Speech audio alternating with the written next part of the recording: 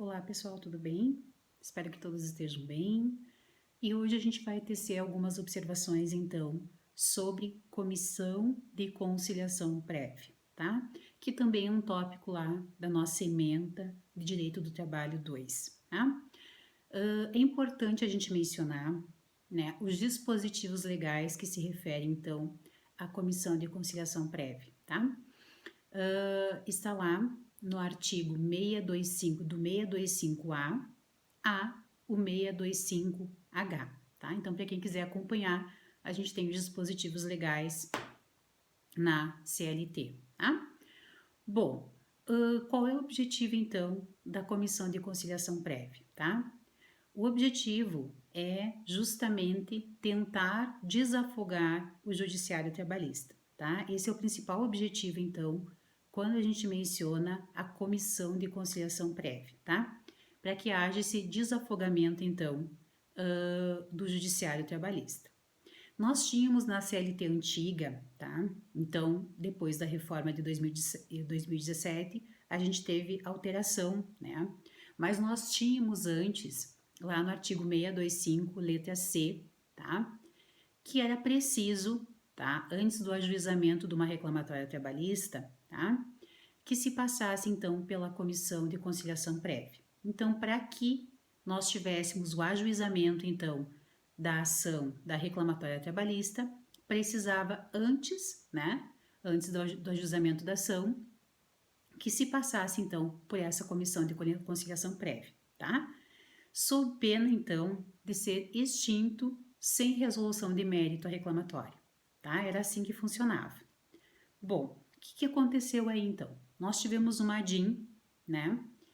E a decisão dessa ADIM, ela suspendeu, então, esse dispositivo, tá? Por que motivo que ela suspendeu? Ela suspendeu com fundamentação, né, no princípio da inafastabilidade da jurisdição. Ou seja, foi declarado, então, inconstitucional o dispositivo, e aí, a partir de 2009, então, 2009, as reclamatórias passaram, né, a ser ajuizada antes de passar, então, por essa comissão de conciliação prévia, tá? Então, antes nós tínhamos a obrigatoriedade, então, se não passasse pela comissão de conciliação prévia, não podia ajuizar a reclamatória trabalhista. Se ajuizasse a reclamatória antes de passar pela comissão, era extinto sem resolução de mérito, tá? E aí nós, por meio da DIN, de uma DIN, então, foi decidido, né? E por meio da fundamentação de que fere o princípio da inafastabilidade da jurisdição, foi declarado inconstitucional, e aí a partir de 2009 não é necessário se passar então por essa comissão de conciliação prévia antes do ajuizamento da ação, tá? Esse é o primeiro ponto que eu queria mencionar com vocês, tá? Então agora a gente não tem mais a obrigatoriedade de passar, então pela comissão de conciliação prévia, tá? A partir de 2009, tá? Bom, mas tá? Se passar pela comissão, tá? E for realizado um acordo. Então, passou pela conciliação, pela comissão, não é obrigatório, né? Então, não precisa, mas vamos supor que passe pela comissão, então, tá? Se passar pela comissão e foi realizado um acordo, tá? Daí, então, surge um título extrajudicial, tá? Que ele não precisa ser homologado, ok? Bom, como é que é constituído, então, a comissão de conciliação prévia, tá? Ela é constituída tanto na empresa quanto no sindicato, tá? Então, a comissão, ela pode ser constituída na empresa ou ela pode ser constituída no sindicato, tá? E o funcionário, né, o empregado, é que vai escolher se prefere, então, essa constituição na empresa ou se prefere a constituição no sindicato, tá bom? Não tem prejuízo, tá? Em nenhuma das comissões, tá? Mesmo que ela seja realizada na empresa, o empregado ele não vai ser prejudicado, tá? Ela vai surtir os mesmos efeitos de que, né, como se estivesse sendo realizada lá no próprio sindicato, tá? Essa também é uma das questões importantes, tá? Em se tratando, então, da composição, tá? Da composição, então, da comissão. Como é que funciona a composição, então? A composição, ela é denominada paritária, tá? Ela é uma composição paritária. Por quê? Porque existe a mesma quantidade, tá, de representantes dos empregados e dos representantes dos empregadores. Nós temos a mesma quantidade de membros, né? Por isso que ela é denominada paritária, tá? Então, os membros da comissão também eles possuem uma estabilidade de emprego, tá? Eles têm estabilidade. E essa estabilidade, ela se dá do registro da candidatura, tá? Até um ano após o final do mandato, tá? Então, repetindo então, a composição ela é paritária, porque existe o mesmo número de membros, tá? Tanto dos representantes dos empregados quanto dos representantes dos empregadores, tá? E esses empregados, então, que fazem parte da comissão, eles têm então estabilidade do registro da candidatura até um ano após o final do mandato, tá? Essa também é uma informação bem importante que a gente percebe que cai bastante em concursos públicos e também no exame de ordem, tá? Bom, o que mais que a gente pode mencionar em relação à comissão, então, de conciliação prévia, tá? A gente pode mencionar, então, que quando ela é provocada, ela não age sem provocação, né? Então, a comissão, ela não age sem provocação.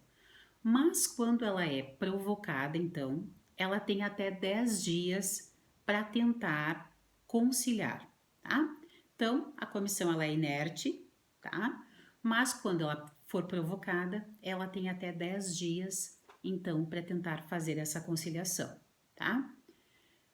Outra observação que é importante a gente falar é o seguinte: a partir da provocação da comissão, então, tá, de conciliação prévia, a prescrição ela está suspensa, tá? Não é interrompida, é suspensa, tá?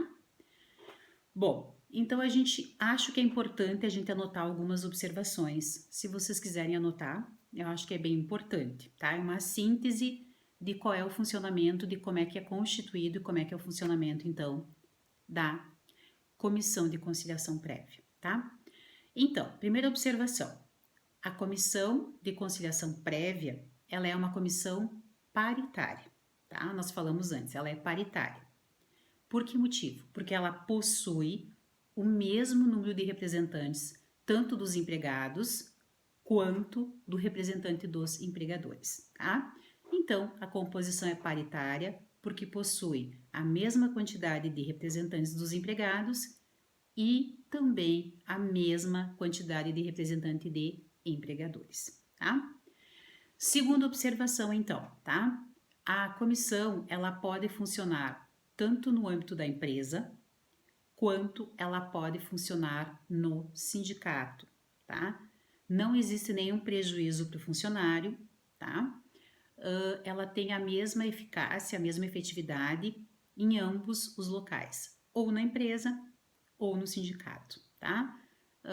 Então, ela pode ser constituída, né, na empresa ou no sindicato, tá? O que mais que é importante, então?